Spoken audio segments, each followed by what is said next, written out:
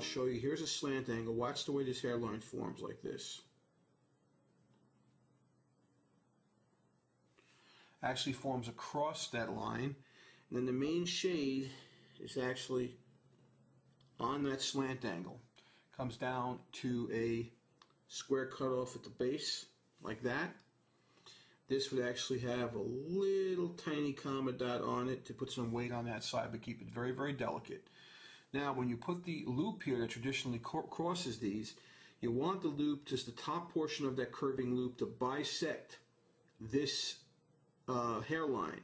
And so you'd start at the side, right about middle of the X height here. You'd come up gently like this, around, a little bit of weight, come down, and this would curve out for your connector if you want to do that. That's a traditional capital A. Okay, we're going to go ahead and form the capital M. And so in this letter form, it has a hairline to start it, like this.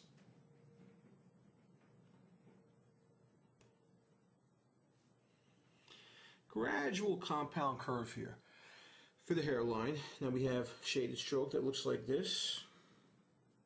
Curve it around the same way up, just the way the first hairline went. Curve it in. And go ahead and make our second shade here.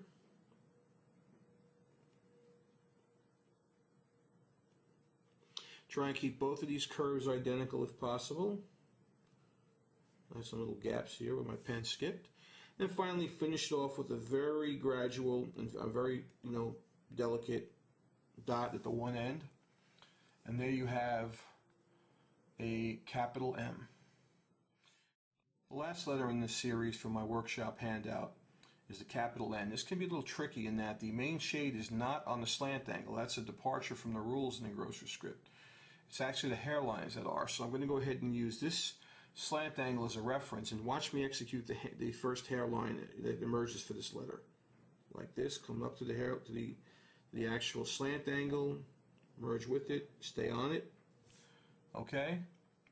I will now take my paper and rotate it so it's now horizontal to my chest, and I'm looking at the thing straight instead of angled the way we normally would.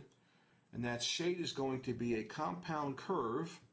Alright, if this is 12 o'clock directly above the hairline, alright, I'm going to be aiming for an area just shy to vertical with that, so I want the foot of that shade to come just to the left of that area, probably about there. And so I'm going to take that tight compound curve now and execute that. Okay, and then finally I'm going to rotate my paper again. And I'm going to throw my shade, my hairline stroke, just the way I did with the V, like that. And then finally finish off by placing a very, very delicate comma dot on the rear of this letter like this. Okay? And that's the capital N.